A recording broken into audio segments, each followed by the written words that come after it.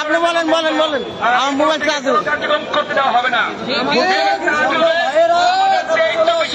বিষয় নিষ্পত্তি করবে, সমাধান দেবে, বিষয় দেবে, প্রতিষ্ঠান করুন। বিষয় চলবে না, চলবে না, চলতে দেওয়া যাবে না। আমরা সকল ভিডিওটা একটু শেয়ার করে দেন। যে যেখানে আছেন, ঢাকার ভেতরে ঢাকার বাইরে লাগাতার কর্মসূচি পালন করা হবে Italy VFS Global Nafi Tower Gulshan 1-এ। তো ঢাকার মধ্যে অনেকে আছেন যে আপনারা অনেকে চলে গেছেন, তো যেহেতু সমাধান পাইতেছি না, আমরা ধাপে ধাপে অনেক কর্মসূচি অনুসরণ করছি।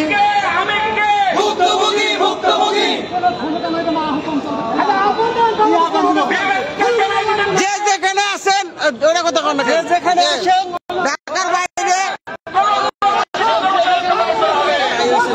এই মাসুদ ভাই কই?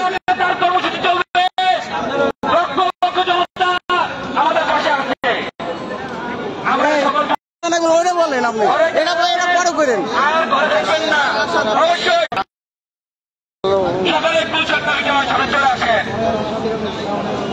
আপনি বলেন যে যারা যে যেখানে আছেন ঢাকার ভেতরে ঢাকার বাইরে প্রত্যেকটা জেলা জেলা থেকে স্থায়ী কর্মসূচি পালন করা হবে, এটা বলেন।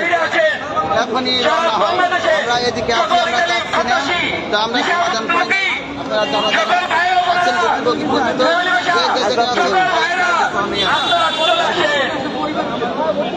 ভাই ও বোনেরা, আপনারা ফ্যামিলি নিয়ে চলে আসেন।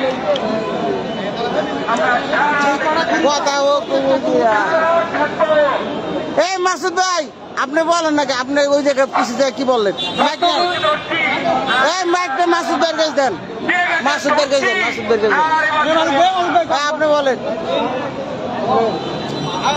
আমি সারা বাংলাদেশের ইতালি ভিসা ভুক্তভোগীদের আহ্বান করতেছি, সকল ইতালি এখানে অবস্থান করতেছি, আপনারাও চলে আসেন, পুরো পরিবার নিয়ে চলে আসেন।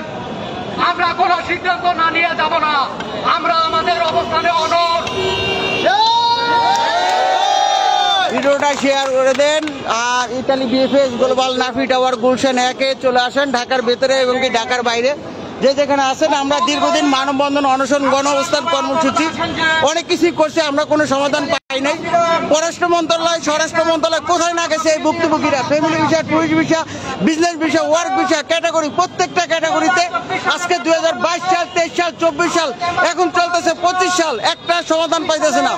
তো 2025 সালের সমাধান দিতেছে, কিন্তু 2023 সাল 24 সালের সমাধান দিতেছে না। তো অতএব যারা সমাধান পান নাই সকল ভুক্তভোগীদের আহ্বান জানানো হইতেছে যে আজকে সারাদিন ইতালি এম্বাসির সামনে অনশন কর্মসূচি পালন করা হয়েছিল, ওইখান থেকে আমাদের কোনো ডিসিশন জানা নাই। Italy VFS Global Nafi Tower Gulshan 1-এ আমরা অবস্থান করতেছি, এখানেও আমাদের কোনো ডিসিশন জানা নাই। এই জন্য আমরা অনশন লাগাতার কর্মসূচি পালন করার উদ্যোগ নিয়েছি আগামীকাল থেকে আগামীকাল পর্যন্ত। মিথ্যা আশ্বাস এবং অসত্য তথ্য দিয়ে আমাদেরকে বিভ্রান্ত করেছে। ভিডিওটা শেয়ার করে দেন, সর্বোচ্চ শেয়ার করে দেন। আপনারা ঘরে বসে আছেন, কিন্তু আপনারা ভিডিওটা শেয়ারের মাধ্যমে আরেকজন আসবে। তো আসলে সমাধান আমরা বলি কিন্তু আমরা আসি না, এটাই আমাদের জন্য দুঃখজনক ব্যাপার। আর এই Italy VFS Global Nafi tower দেখেন, এখানে সামনে একটা দালালের পোস্টার লাগা রাখছে, এদের নিক্ষেপের মাধ্যমে এই ইতালি বিএফএস গ্লোবাল অ্যাপার্টমেন্ট বাণিজ্য করে। ওই যে দেখেন বিএফএস গ্লোবালের সামনে একটা দালালের পোস্টার, ওই যে দেখা যাইতেছে, এইটা এখানে কেন? একটা ইন্টারন্যাশনাল বিএফএস গ্লোবাল কোম্পানি, এটা তো এজেন্সি না, তাহলে এখানে একটা এজেন্সি লাগা রাখছে কেন?